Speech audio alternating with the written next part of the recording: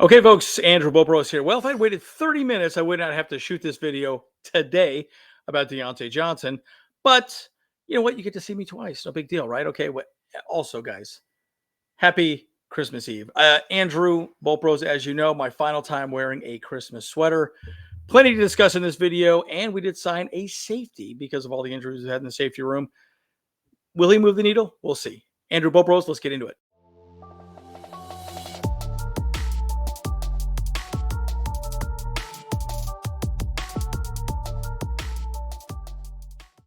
Okay, folks, as always, like and subscribe if you do enjoy the content. I'm Andrew Bobros. And again, Deontay Johnson's kind of interesting conversation, right? We did not sign him. Again, we were number 21st on the waiver wire. There were plenty of teams in front of us, and the Texans clearly wanted to get him. Of course, we all know what happened to Tank Dell. Unfortunately, had a season-ending, maybe even career-ending knee injury. I mean, he's a dislocated knee.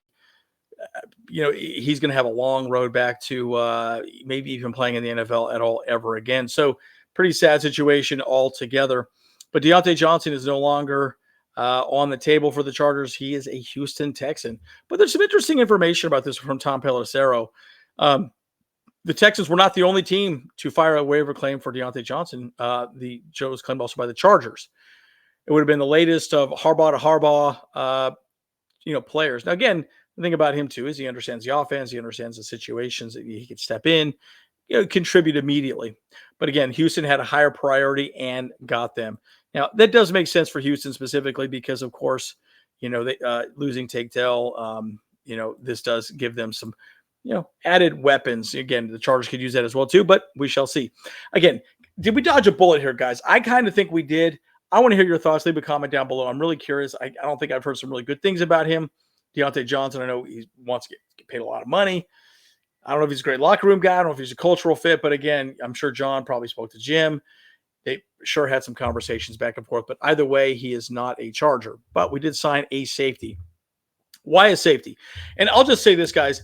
Marcus Maye was just put on the IR. I don't know if you guys saw this last game. He went out very early with a knee injury. Clearly, his knee injury became exasperated, and he is now on the injured reserve list, right? Which is so frustrating because we've had so many safeties injured. I mean, let's just go down the list again real quick. Alohi Gilman is out, right?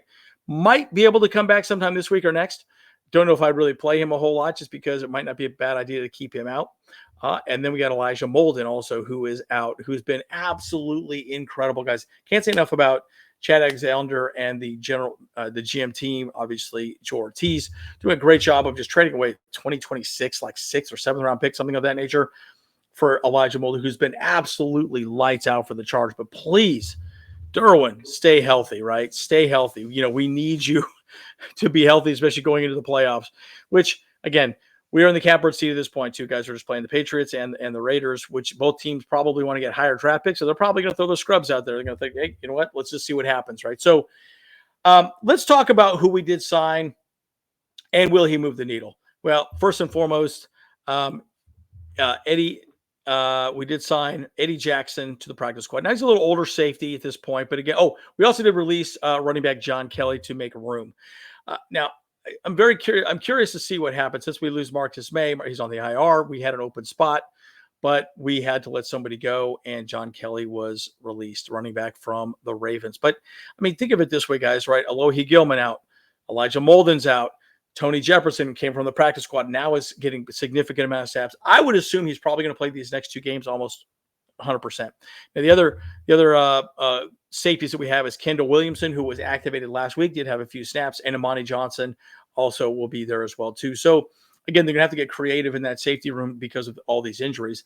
But the one thing I would say, and I'm just going to leave this final thought, right? Jackson did not perform great with the Ravens, right? He's had a lot better seasons. Again, he was with the Bears. You see, obviously, uniform with the Bears here, but currently this season, he's 50.3 overall in defensive grade from Pro Football Focus. The lowest ranking of his career. Ranks at the bottom 10 among all NFL safeties. Okay. So clearly he wasn't playing great, right? But, the Ravens clearly wanted to see more out of him, didn't get it. And at this point, obviously Jackson was displeased that he was not getting many reps and had a reduced workload within the organization. So clearly frustrations boiled over. They waived him, and the Chargers scooped him up. But he's really a stopgap, folks. We all know that we're going to get, Elijah Molden and clearly Alohi Gilman back. So again, I would say, if anything, he'll be potentially activated for the next 2 weeks. And after that, he'll probably be released, I would assume, or put just back on the practice squad.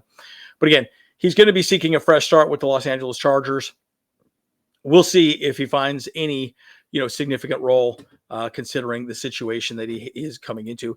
And again, guys, the thing that's interesting about this too, he already knows the defense, right? So the nice thing about it is he doesn't have to learn the defense at this point, right? Clearly the Ravens run very similar defense to the Chargers. So it's just, plug and play, guys. I mean, it's going to be great for us. And it's one of the things, again, when I went back and I'll wrap up my final thoughts about Deontay Johnson. I've never been a big fan of spending a lot of money midseason, making a trade, trying to get a splash player. Technically, especially a guy like Deontay Johnson, I think there's some locker room issues, some cultural issues, some general problems with attitude.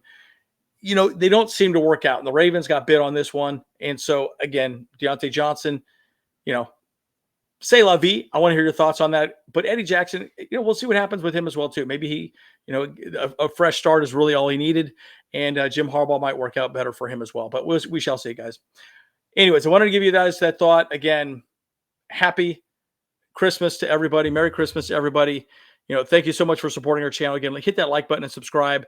We are going to be going live on Friday for the Chargers Patriots pregame show. And then we're going to go on the postgame as well. I will be in Arizona with James, getting some Wiggins, and should be a lot of fun, guys. All right, guys. Andrew Bopros, again, Merry Christmas, everybody. See you guys in the next one. Hey, what's up? Cameron Dick here watching Bolt Bros podcast. Let's go. Charge